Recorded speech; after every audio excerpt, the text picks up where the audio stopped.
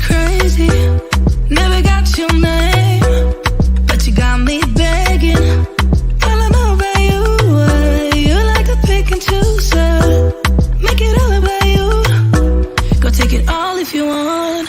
Taking the chance, stuck in my head, not gonna leave it at that. Taking the lead, feeling your heat. Just wanna give you my best. I don't even know your name, but you got me. 'Cause you're old to die. We don't know what happens next, but you got me. 'Cause I'm next in line. You make it look so easy, making me feel so dreamy. Never wanna pay for drinks, but you got me. 'Cause you're old to die. Got me locked in now. Go ahead and take a shot. Do you really want me? Maybe you're just playing. The way you're making it move, yeah, you do it so smooth. Make it all about you. Can have it all if you want. Taking the chance, stuck in my head, not gonna leave it at that. Taking the lead, feeling your heat. Just wanna give you my best. Taking the chance, stuck in my head, not gonna leave it at that.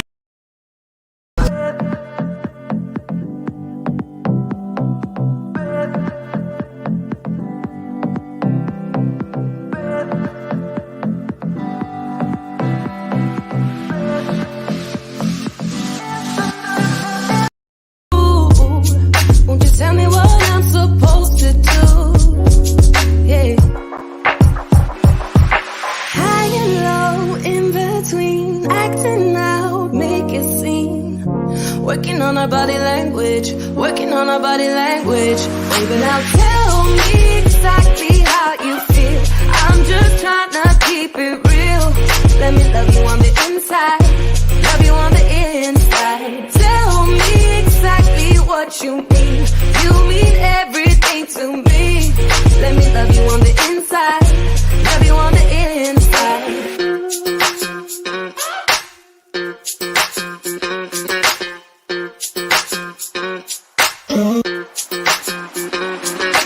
Dance on the beat. I don't want no excuses. You keep me feeling so clueless. I'd like to dream. Keep on dreaming about us, baby. Yeah. Now tell me exactly how you feel. I'm just trying to keep it real. Let me love you on the inside, love you on the inside. Tell me exactly what you mean. You mean everything to me. Let me love you on the inside, love you on the inside.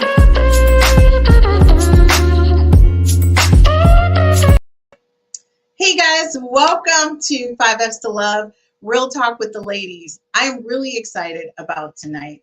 And the reason why I'm so excited about tonight is because we're going to continue our conversation. You know, often sometimes as women, we forget about how important our health is in relation to our sex life.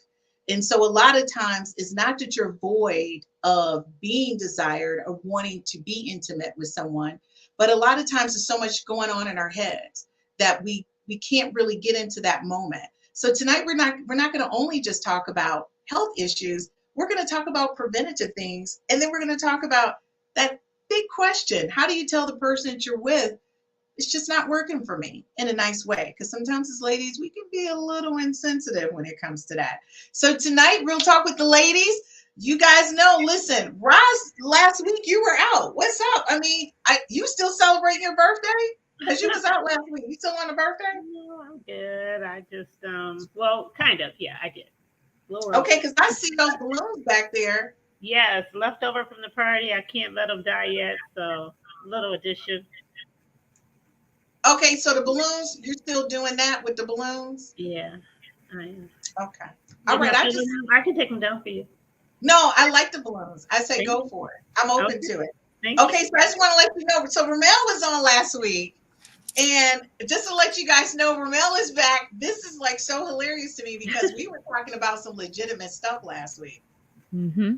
And we had Dr. McDowell on it. Just to let you guys know, Dr. McDowell is out tonight only because she has an emergency. So she will not be on tonight, but we're going to continue the conversation. Now, tonight, I want to be totally honest with you guys. I'm excited about it because a lot of people don't know this. In my first life, I was a chemist. And so that was like my first job straight out of college. I really loved it, but I was actually a pre-med student. So I was actually going to school to be a doctor. So I have this like intellect way of approaching things. So tonight, that's what we're about to hammer out, because there were a lot of things that came up that I did not realize was happening when it comes to women's health, and how your health can impede on you feeling desirable to your mate. So one of the things we talked about last week, Roz, was that with women, we have so much going on in our lives. And a lot of times that concept of coming home, especially when you have a family, the first thing on your mind, Ramel, is what? What do you think when you get home? What do you think?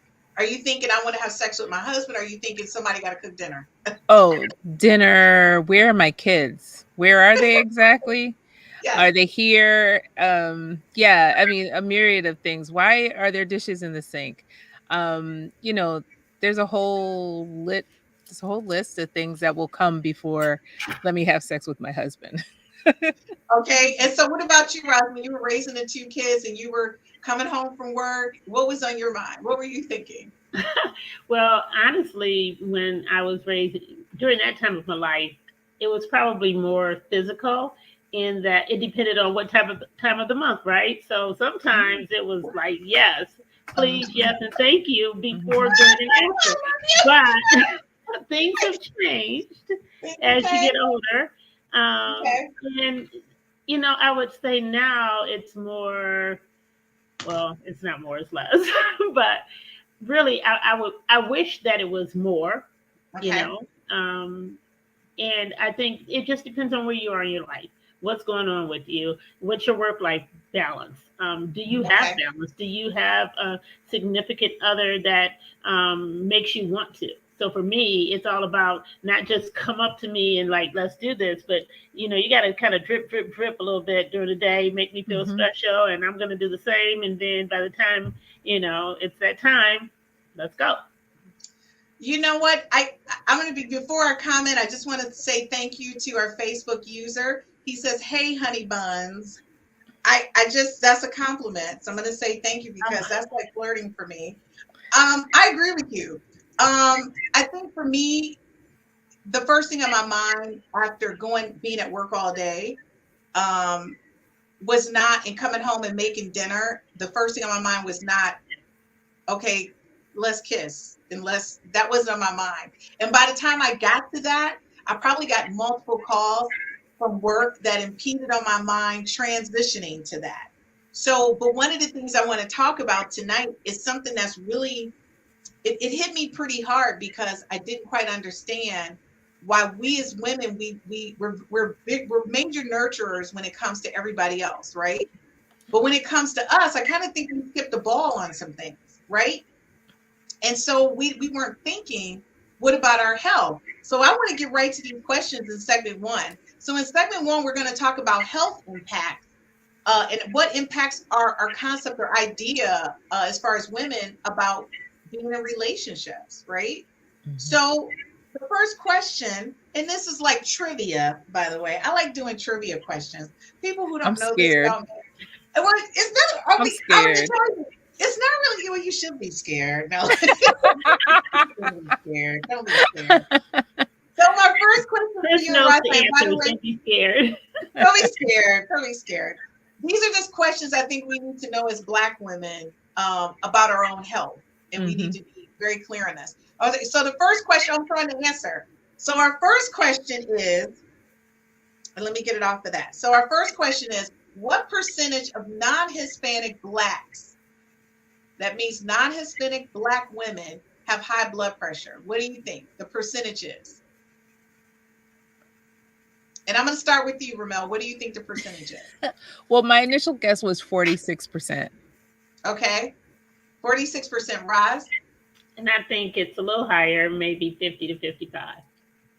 Okay, well, you guys are like buzzing around. More than 40% of non-Hispanic Blacks have high blood pressure, which is more severe in Blacks than whites, and develops at an early in life. Why do you think high blood pressure kind of impacts us earlier in life than other races? Diet choices. Mhm. Diet and choices. Stressors, constant stressors. Constant stressors. Lack Mhm. of exercise, physical exercise, Mhm. maybe lack of sex. I'm not sure. You know what? That's Those an are all valid things. I think Mhm. honestly, we're not really paying a lot of attention to ourselves when we're focused on our kids. And I'm going to tell you, as a single mom, when my kid got hurt, I was more cautious about him going to the doctor. And if he got hurt, it was very quick, the preventative care. Versus Mhm. with me personally, I wasn't as quick about it. So Yeah. those are things I think we need to start thinking about as women. So my next question is, cardiovascular disease. What percentage, what's the number, not percentage, how many women do you think die annually from cardiovascular disease? Ooh. Women or black women? Black women. Well, yeah, Black black women. black women. Oh, I don't know. I don't know. You guess first, Roz. I went first. I'm going to keep it right around about 55 to 60%. 55 to 60%. Mm-hmm. Okay.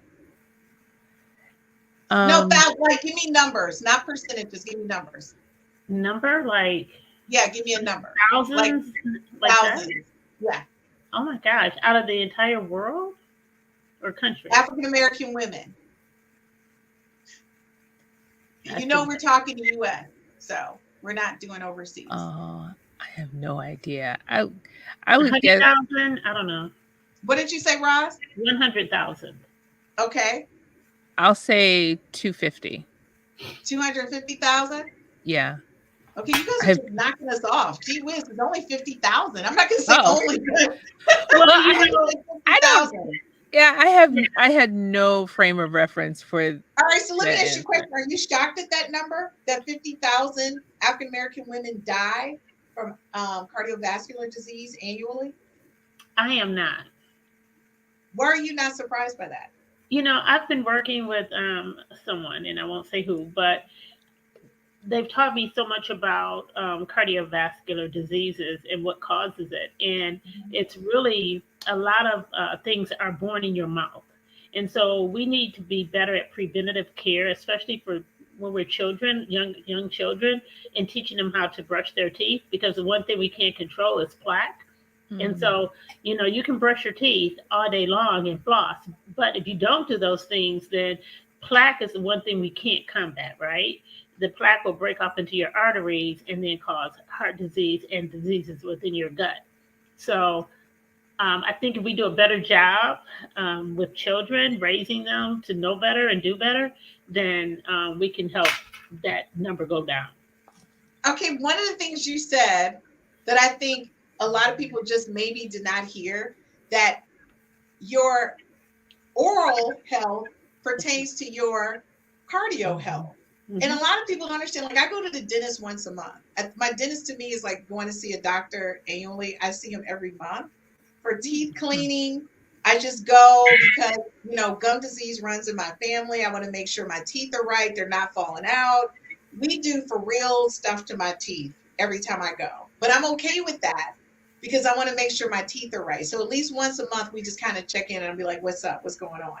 So those are like valid. Yeah, I would. That's I a good, go. I go every 6 months. you every 6 months? Okay, I go once a month. I actually like mine. Plus, he does Yeah. Botox. I'm not saying I'm getting Botox, people, but I might. But I'm not saying that. Okay, so Ramel, so what about you? Are you like shocked that number one, your oral health is related to your cardiovascular health? I was shocked the first time I heard that.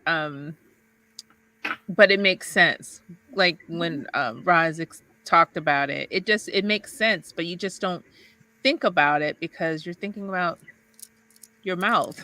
You know, you don't think that it actually is going to directly affect your heart.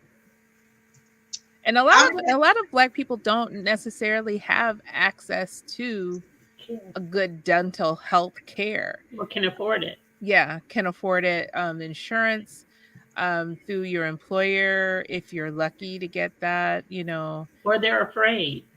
Yes. Yes.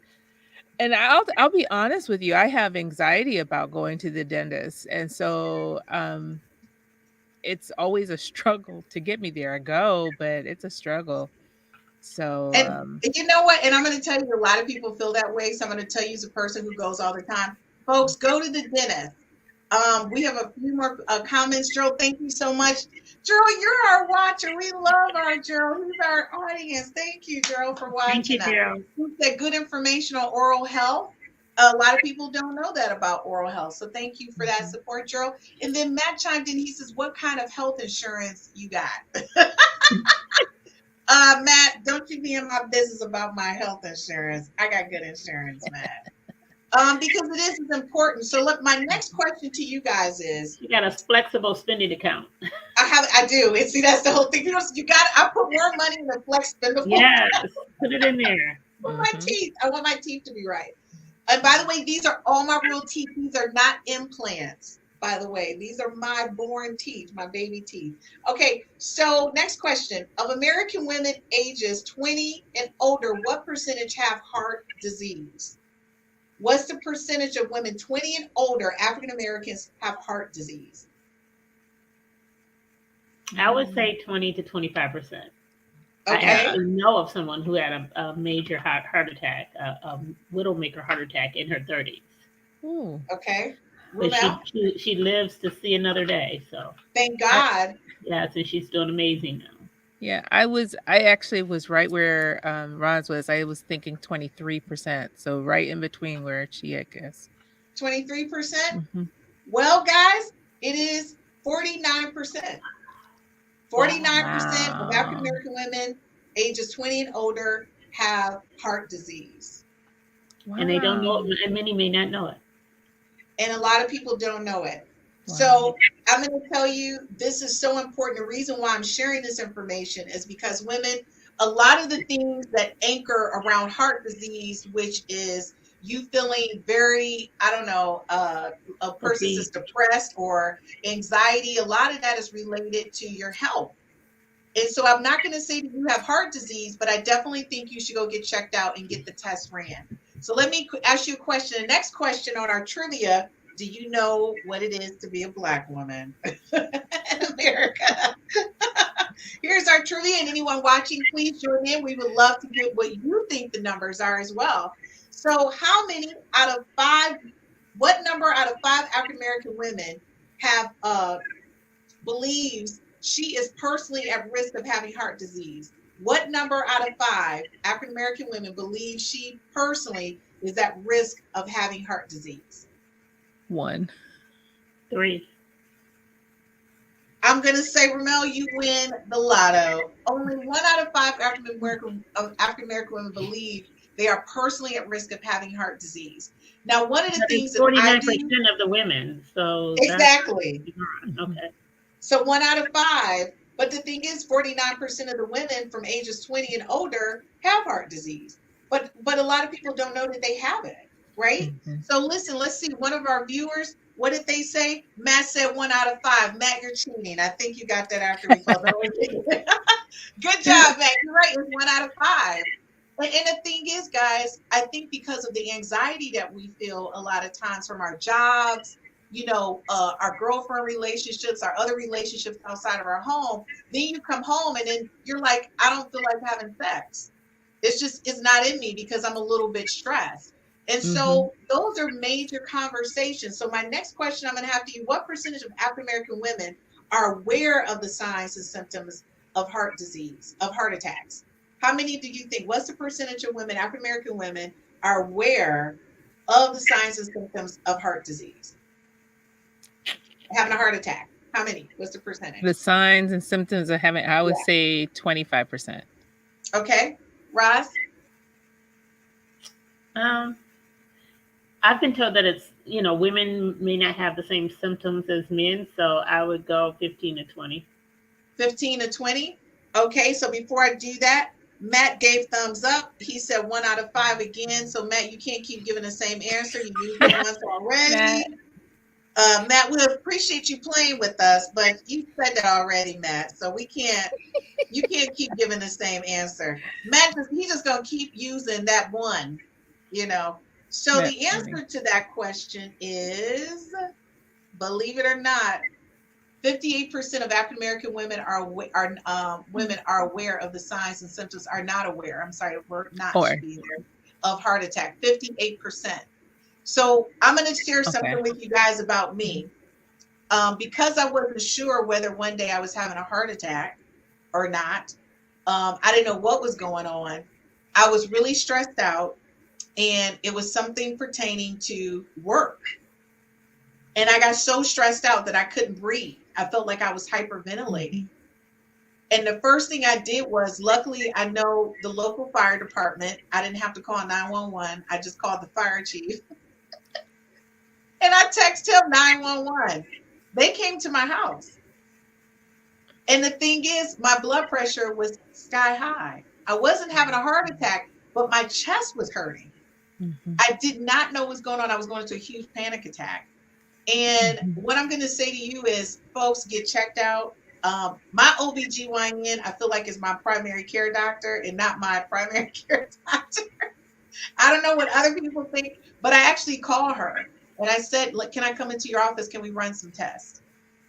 And I go to her because she's a woman. My primary care doctor is Asian Indian.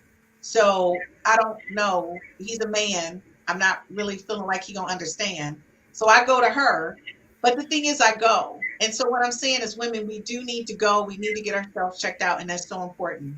Matt is back in the game. He said, how did the fire chief know where you live? Matt, again, they know, the fire chief knew where I live, Matt, because I used to eat dinner with them during the summer. Everyone knows, if you watch this podcast, that I don't cook, and they cook at the firehouse. And because they put out a fire in my neighborhood, I got to know them. And they told me, you can come down anytime. This time we got dinner unless we out fighting a fire. So they know me personally, Matt, since you want to be in my business. What's his You know name? what? Ross, this is a podcast. This is not our personal call. Again. Now let's go back to the game. I'm sorry. We'll be right back after these commercial breaks. Roz is putting my business in the street. Tell me what No, is you his put your business out there. I just wanted to know the rest. name? It's my police chief, not yours. Okay, we're going to a commercial break. We'll be right back after these messages. We know what you made of. I do better offline. Yeah. I've been calling to a guy. I'm in tune with the signs. I'm just trying to let go. I'm just trying to be me. I'm just trying to do fine. Moon landed with the elevation, Armstrong with the levitation. My third eye needed calibration. I was heat rock when I notated. I've been going crazy. Stone face when I kill beat, leaving no trace on location. Premeditated, ayy.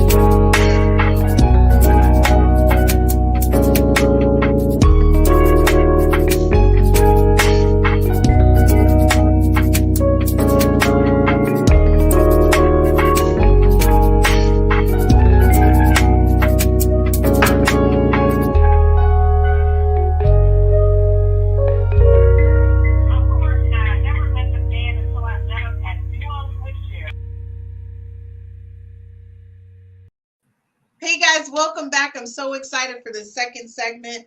We're going to have so much fun. This is how we're going to have fun. Now we're getting ready to go into what I love to call the top 10 reasons you may be sexually frustrated. Listen, folks, the G spot is a mental thing for women. It's not always a touchy-feely thing. It's what you make us feel is that intimate moment when we're with you and we just feel like it's all about us. It's where you put us at mentally in that moment. I don't know, for you, Roz, is it a mental thing or is it a touchy-feely thing or is it he got to be on the money physically? I don't know. Is it a whole collage? What is it? Mine, I would say, is more emotional. It's I have to have a very strong connection. I need to feel secure in that relationship. I need to feel that it's not about any other woman or man, hopefully. It just really needs to resonate with my heart. So if you can't make love to my mind, forget my body. It's just going to be sex, and I might not be pleased, and you might not either. I like that. I think that's something that men don't know. I think men think it's more of something else versus mental. Ramel, what about you? I think it's a progression for me. I think that when we connect, then that emotional part, it loosens you up so that you feel more comfortable.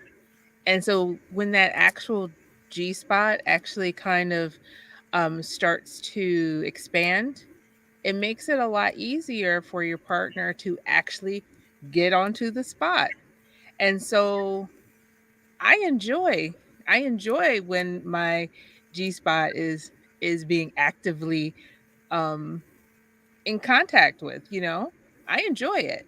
But I'm not going to get to that level of enjoyment without being going through the foreplay before. Okay, you know what? And I think for a lot of men, and just real talk, my G spot is here.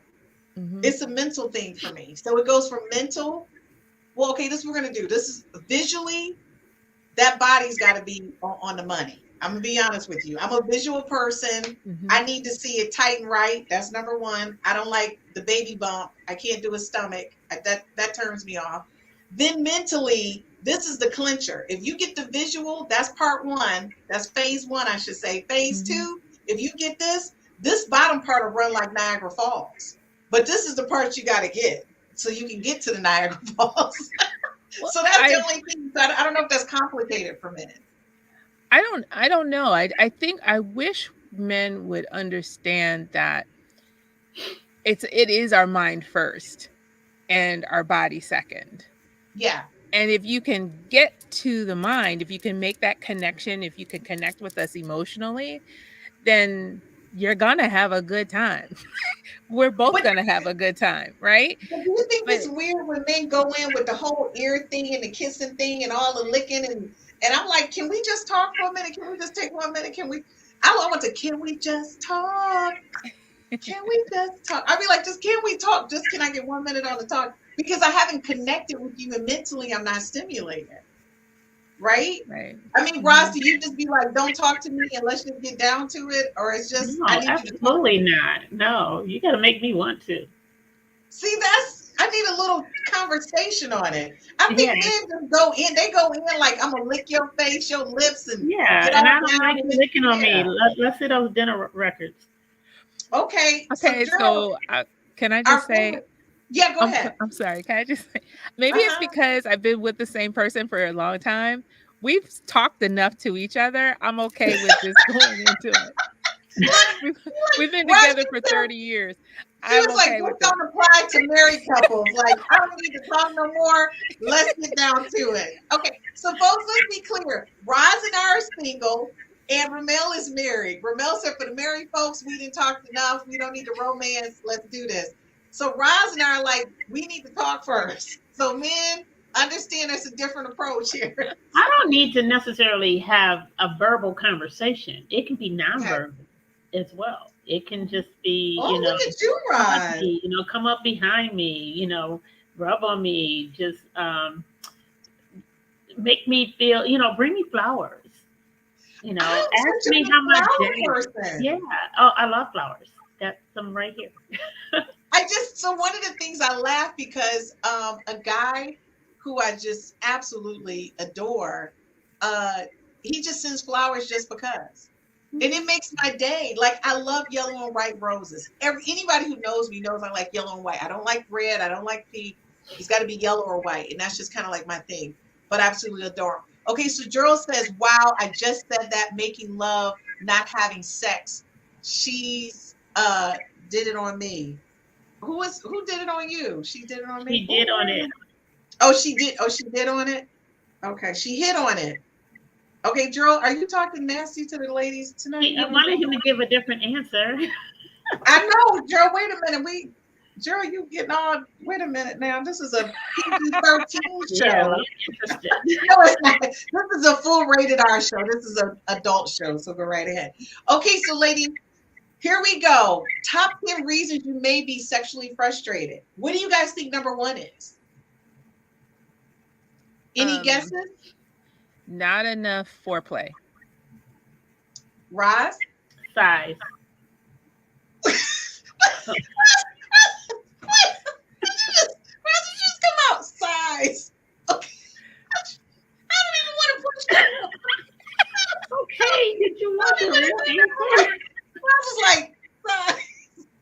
Okay. Well, size wasn't number one. Boundaries or restrictions in your relationship or religion that prevent engaging in the desired sexual activity. So do you guys think that women are sexually frustrated because of their religion? And I only ask that because when I was growing up, I was told I would be a Jezebel if I didn't wear pantyhose, if I wore red lipstick, and if I kissed a boy, and obviously having sex was out of the question. So because of that, I didn't do any of those things. And my first boyfriend, like I said in the part one, he was very sensitive and he was just really, thank God he was that guy, right? Because it turned me into this monster I am now. I have certain requirements because of him. I blame him for all of this. In my mind, there's certain things I need to have. And you're right, size does matter, Roz. I just want to be clear. Because of that person, size does matter to me. So when you start off at a certain, you don't want to go down. You try to maintain that. So the only thing I can say to you is true, but my religion did kind of hamper that, right? So what about you, Ramel? Did your religion growing up hamper your concept or idea? And do you know women today who still feel kind of restricted around the whole concept of sex because of that? I definitely do. I think when I was growing up, I don't know if I felt like a real hard sense of like I can't have sex. You know what I mean? I felt like I was old enough. But I didn't start having sex until I was maybe 19, 20, something like that. So I was well into college. So I didn't start really early. So I know that I probably had some hangups, if you will, but I got over those pretty easily. But I know that there are a lot of women, and I know of some that had a hard time transitioning between, this little good church girl, so to speak, into a sexual being as an adult, because there are so many messages that are given to us that we're supposed to keep our legs closed, or else we are, this harlot, this all those negative messages. You're right. And I just had a conversation with a really good friend of mine earlier today, where he said, I can't. There's certain things that I would do with my wife that I would have to not like. He said I can't come on my wife's face. That's something I would do with somebody else. I can't have anal sex with my wife because it just changes my perception of my wife, like the wholesomeness of this woman being my wife. And so to your point, I think it's not just women thinking that, it's men thinking that too. But at the same time, we have these different desires, but you're not communicating that to your spouse. So I think, I don't know how we get away from that concept of switching it on or off. Roz, of course, she was saving all my love. She got married young. Ooh, I did what young? You got married young. Roz got married young. Yeah, but I was in my 20s. That's young. You were in your 20s when you got married. That's young. Yeah, but anyway, I would say mine was not necessarily religious beliefs, but more so of my father, who was very militant.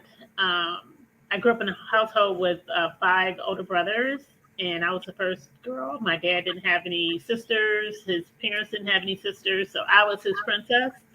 And all I heard from the time I was maybe 6 years old is keep your dress down and your panties up.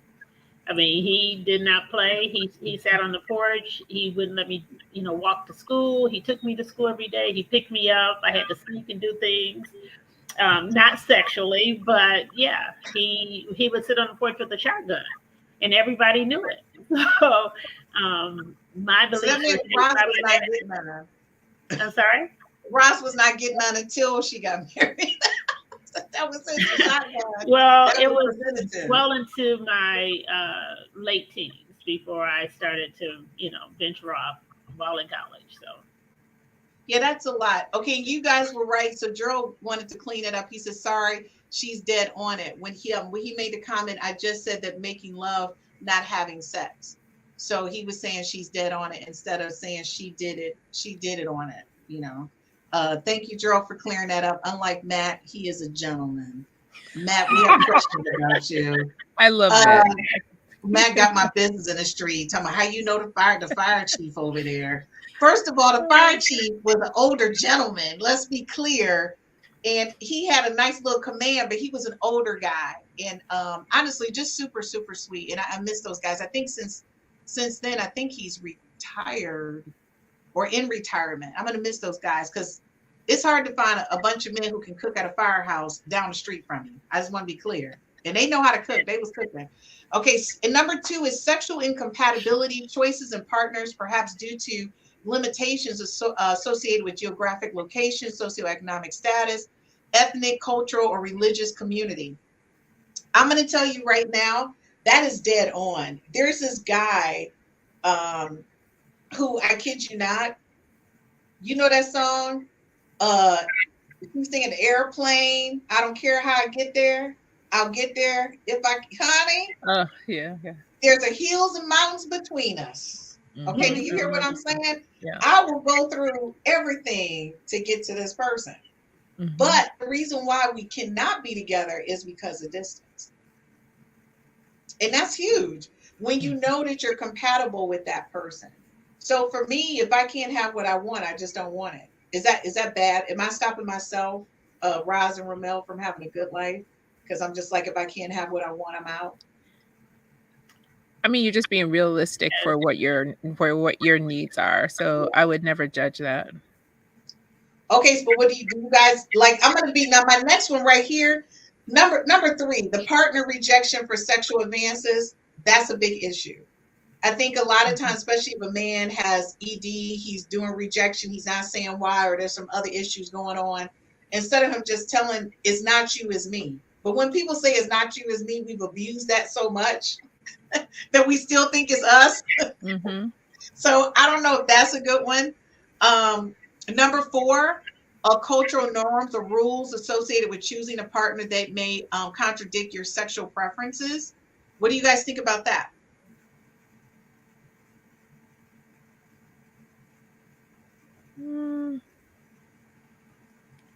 I don't know.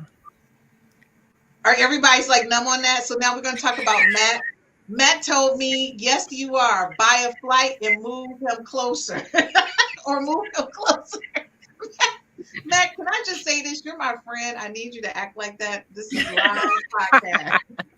That's so funny. Do not put my personal again, Matt. We are friends for real in real life. You are ruining it.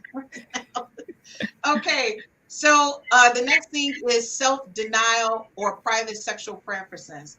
I don't know what self-denial is or private sexual preferences, but I'm going to, right now, I am denying myself. If I can't have what I want, I just prefer not to. And then number 6, unfulfilled desire to have sex. I think that comes in a lot of suitcases. Maybe you don't want to have sex because you can't have what you want, right? I know somebody who's like that. They're in a relationship, loving relationship, but is completely sexually frustrated and chooses not to have sex. And so they make it work, but they don't have sex. They're married They're married. and not having sex? Nope. Oh, if I'm having sex, I mean, if I'm married, I'm having sex either I'm having sex or some sort of intimacy. You sit next No, to me, read me a book or something. I don't. sex, What is sex happening? is sex is different than intimacy. I'm not saying they're not intimate. They have a very in tuned relationship, but they do not No have sex? sex. No sex. Wow, Roz, what do you Mhm. think about that? Could you be married to someone and not have sex? Yeah, if you're not into that person and you're just in it for maybe the sake of your children or your assets, and you're just like whatever, maybe you have an open marriage, not maybe you've decided that we're going to stay together, you're married, but you it's not like you're not having sex at all. Or maybe you've gotten off into the toys and you're satisfied in other ways and they can't match that energy. There could be a myriad of reasons that that could fail. Or maybe that person has a medical condition, and there's nothing that they can do to fix it, but people choose to stay in those relationships, and that takes a different level of commitment. Well, and you know what? You raised a question, and honestly, I talked to my guy friends about this. So one of the questions I always have is when women get accustomed to using the toys, a man is not like a rabbit or a rose. They can't make anything vibrate, not even their tongue. So how do you adapt that mentally? Because women are mental when it comes to us having orgasms. How do you then transition that? And the only reason why I ask is because I don't use toys. I've never used toys. I don't want a toy. I need a full man. For me to be happy, I need a whole package going on with some talking. Well, for me, I think toys are just functional, but men they bring a lot to it. A toy doesn't bring emotion. Okay. It doesn't. It's not going to snuggle up with you once you're done. There's, so it's functional. It's because like you might be feeling a little uptight and you can't get to a whole man. You can use it and it will help you in that moment. But I can't only speak for myself. A toy is never going to replace my husband or my man in terms of sex because he brings a lot to the table that a toy will never bring. That's true. Okay, Roz, what about you? We're single, so what are we talking about? She married. It took me a while. When I initially, while married, I felt one way, but in divorce, I feel a little differently. Okay. In that you still have needs, and guess what? During COVID, I didn't have a man, so what do? You just go out and find someone, or and then there's another part, wherever you are, stages of your life, especially women, you don't have to cuddle after, you can just go to sleep. Or what if your husband is deceased? Are you just going to shut down that part of your life until you find someone else? I mean, I don't know. I think toys have a real place. Yeah. I think they have a real place. I think they do, and I think it depends on the circumstances. I think just for me, I just choose not to. And I think because of the way I started out. And everything in between. So a couple things is, our next segment, and we're going to go into that in a couple minutes, is how to release that sexual frustration. And one of the things I do is I do work out a lot. So the same endorphins you would release if you were having sex, you release when you're working out. And I think a lot of women don't get that part either. But I do understand everyone's not able to work out. So what do you do when you can't, right? So we're going to talk about that when I get back. We're going to talk about meditating. I know, ladies, you're probably thinking, Christine, you are full of BS. Meditating is just not going to do it for me when I need a man to be in that mix. And I'm agreeing with you 100%, but I'm also disagreeing with you because you got to find out what meditation is all about. We'll be right back after these messages.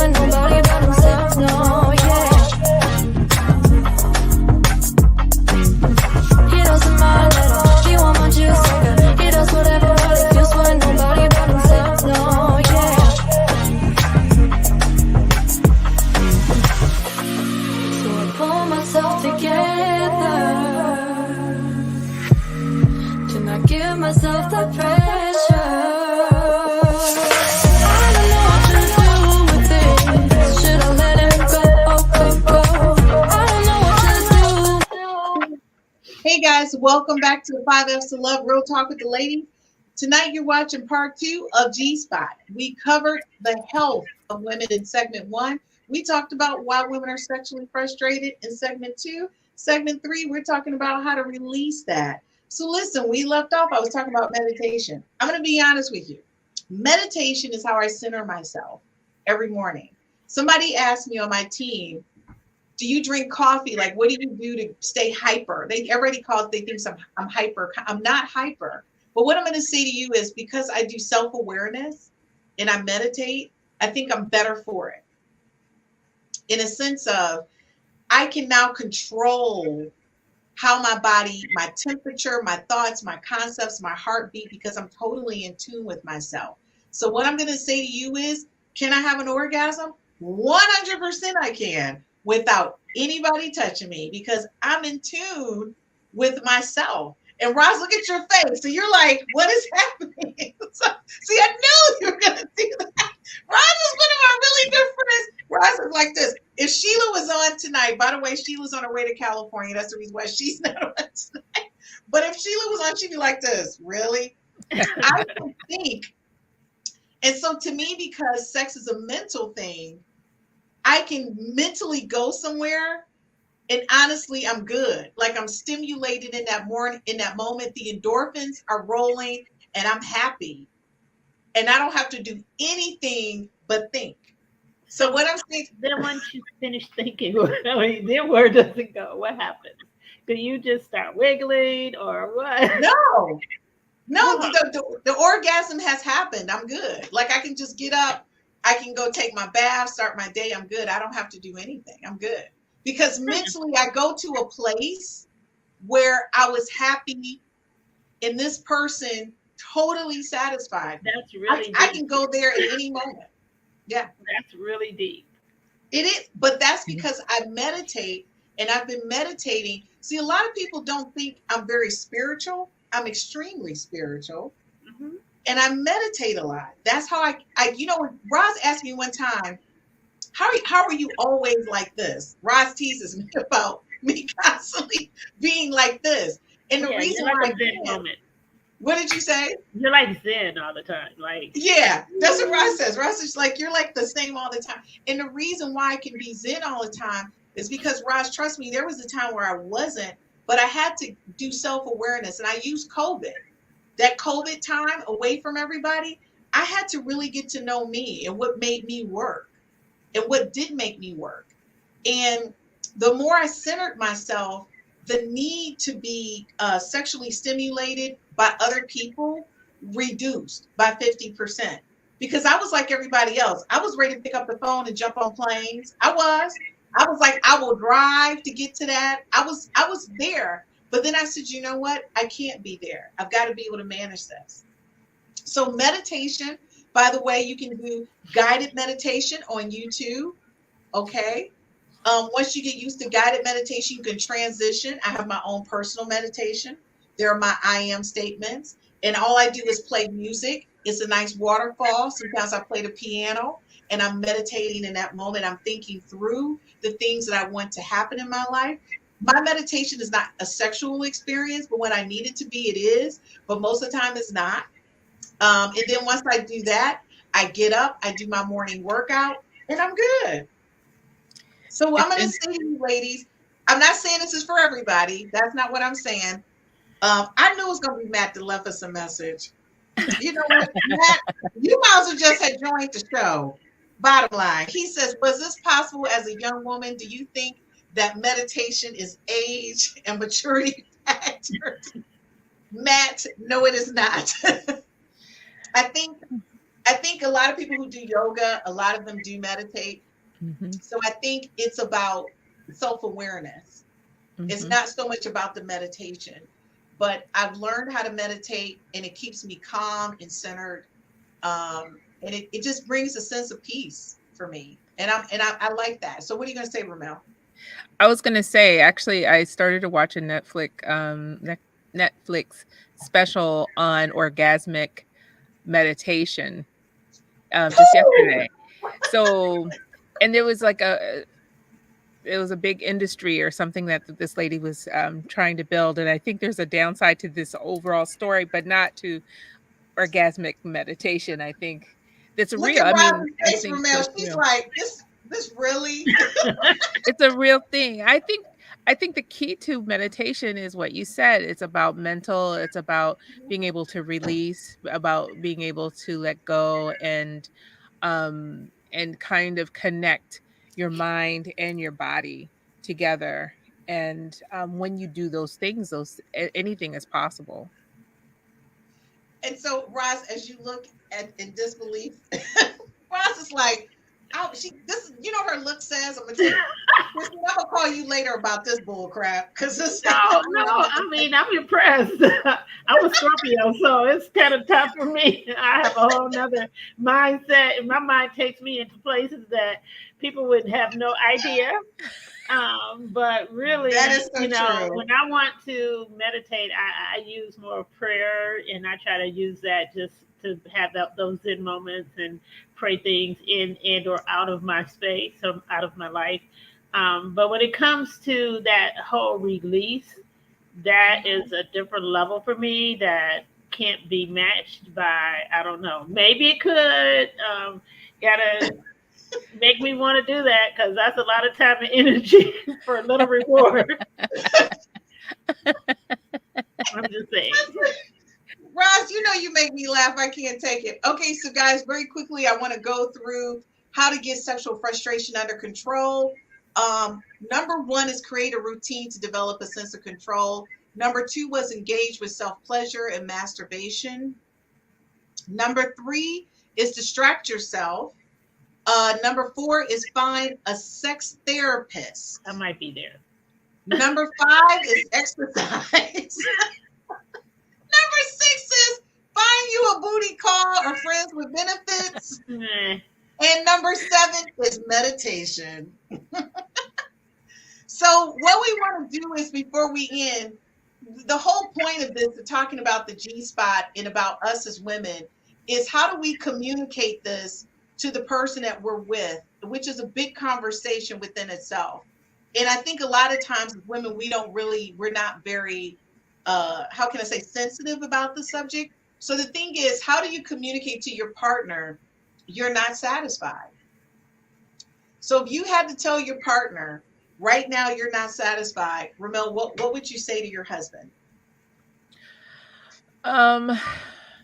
Well, if I didn't like something, Mhm. if I didn't like something he was doing, I would just tell him like that that's not working. It would usually be something funny, to be honest with you, because that's just how we are. Um, always been such a exploration for us until there are going to be some things that we don't enjoy, and it's like, yeah, that was okay, but I prefer to do something else. We just don't take each other that seriously. It's just a matter of understanding that people are going to like different things, and he's always been very receptive to me, and I've always been receptive to his needs, so it just works out. I smile because I look forward to having that type of relationship with my spouse, significant other, that guy. Yeah. I say that guy. I'm so relaxed about it, that guy. I really do. I think that's so important. So Roz, what about you? How would you approach it? Because I'm sensitive and emotional by nature, I would really couch it as first I would explore me and figure out where I could maybe make some changes or enhancements because I internalize most things.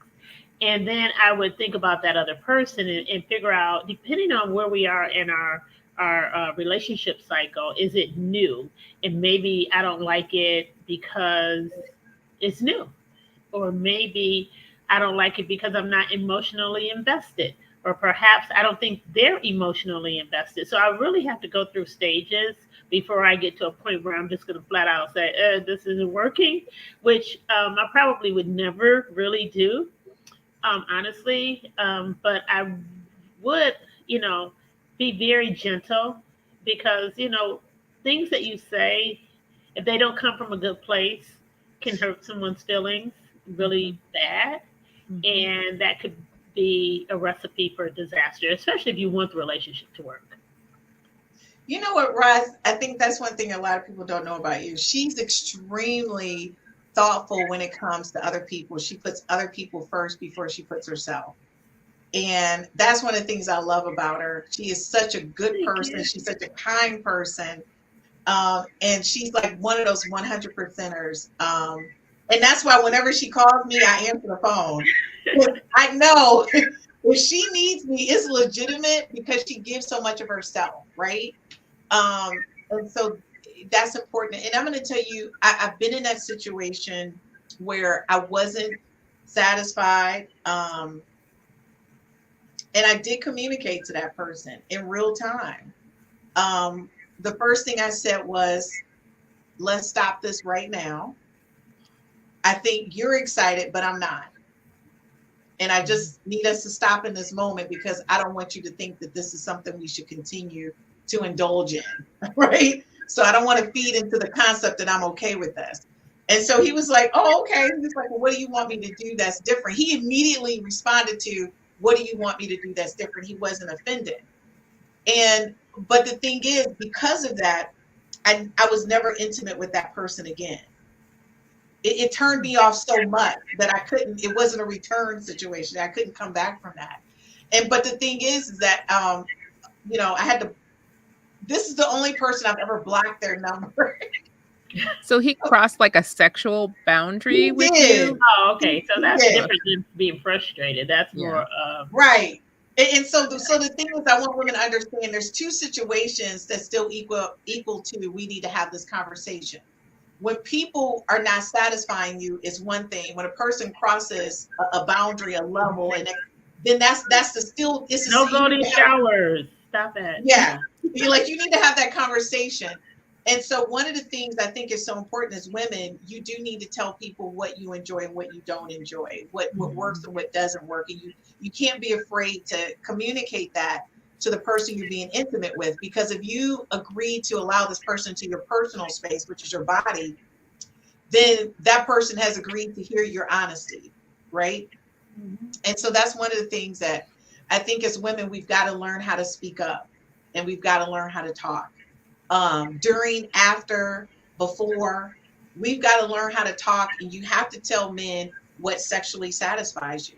So my conversation with And men, be willing to accept their conversation and what they deem is not pleasing as well. I think it's a two-way street, right? Mhm. And it can feel like wow, but at the end of the day, what do you value the relationship? And if you do, what can right? you do to change? And expect people to change, especially over time. Our bodies change. Good job, Ron. That's so Yeah, I mean, true. I think a lot of times we enter into a relationship young, or it's new, and then if something happens, it's like, oh my gosh, this isn't working for me anymore. But as long as it's something that they can't control, then why not show that person some empathy?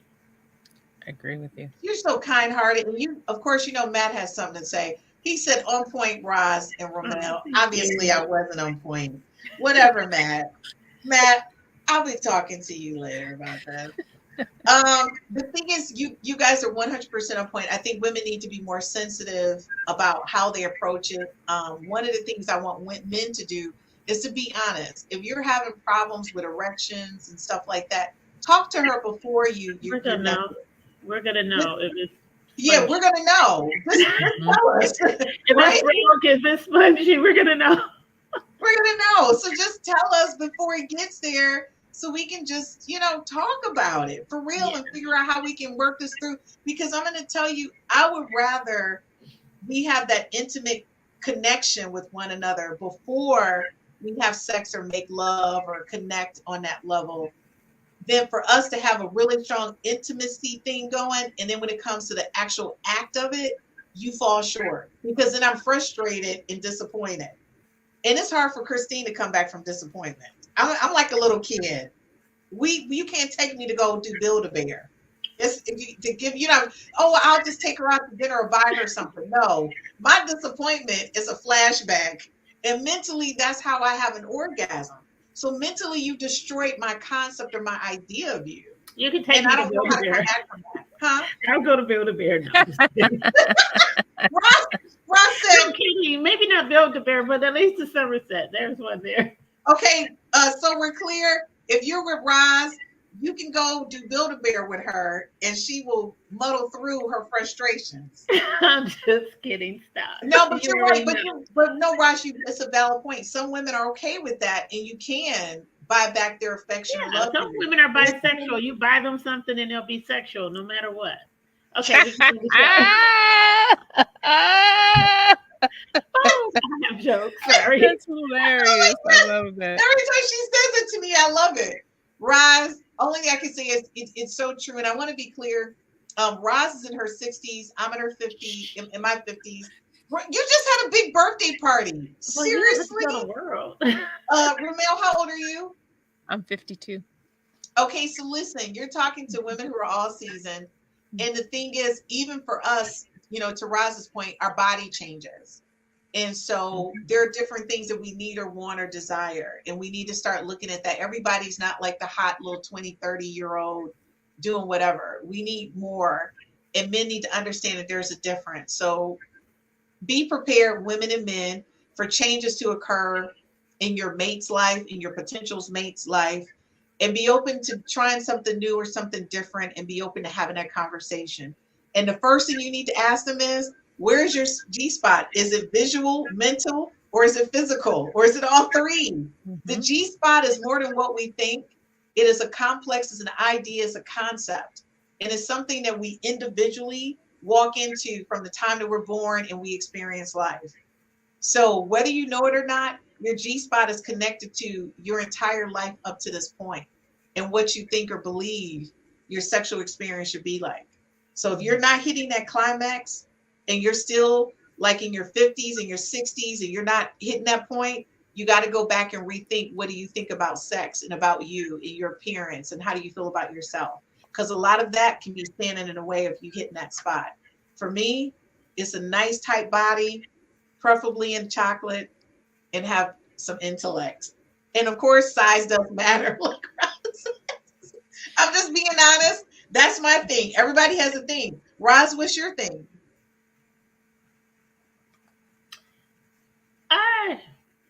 I mean, you know, I want what I want, and my wants and needs are interchangeable at this stage of my life. So I want what I need, and I need what I want, and it just depends. Like I'm more open to trying new people, new things. Maybe younger, maybe older. I don't know. Like right now, I want to be with someone who can, you know, speak to me in a love language that I want to be, you know, spoken to. And I want to be able to learn their love language and treat them the way they want to be loved. So it just depends. I just need to find or have that person find me, because I'm tired of looking. And You're so romantic. Go from there. Yeah, I am. I know. She's so I am such a man in a dress, aren't I? I went for body. I'm such a man in a dress. But we won't get into me. We already know that. Roz, by the way, you have a fan right now, which is Gerald. Roz, never heard that bisexual. So true. Gerald, don't give in to her buffoonery. What were you gonna say? In terms of like the thing that really gets to me, I would say foreplay. I like it, and I like a lot of it, and it includes both physical stimulation and like kissing and all that kind of stuff. I love that, and Oh, that's so you know, cute. yeah. See, and I'm gonna be honest. I'm gonna say this because a really good friend of mine said this to me. Two of my really good guy friends, and I'm gonna say to you, I am such a sensitive cuddle bunny person. I'm like that. I like to just sit and cuddle and watch TV, watch the news. I love all of that stuff. And a lot of people don't know that about me. They think I'm just such a guy, because I am in that sense. But to me, intimacy, that whole foreplay, is just those quiet moments where you're not talking and that person gets you, like you're having a conversation just through physical touch with no words. To me, that's like intimacy on 1,000. And it's hard for me to get that with people, because I think I'm a little indifferent sometimes, and people don't get that there's a couple layers to Chris. And I think that might be stopping some people from really getting to know me, because they really do think I'm just a man in a dress. I can't help it. I just like a man with a nice physical body. What can I say? I'm visually stimulated. Phase 1. So guys, listen, I appreciate you having an open conversation about the G-spot, and we talked about women's health. And now that you guys know about women's health, be sure to talk to your friends as African-American women, and we need to get checked out for heart disease. That's the number one cause for death for us, is heart disease for women between the ages of 20 and 55. So we need to stay on top of that and make sure we take care of ourselves so we can take care of everybody else. I will see you ladies next week on Real Talk with the Ladies. Next week. See you guys. Bye, And everyone. thank you everyone for watching. Be sure to share and follow us on all of our social media sites. Yes. Thank you. We know what you made of. I do better offline, yeah. I've been calling to a guy. I'm in tune with the signs. I'm just trying to let go. I'm just trying to be me. I'm just trying to do fine. More landed with the elevation. Arm strong with the levitation. My third eye needed calibration. That was heat rock when I notated. I've been going crazy. Stone face when I kill beat, leaving no trace on location. Premeditated, ayy.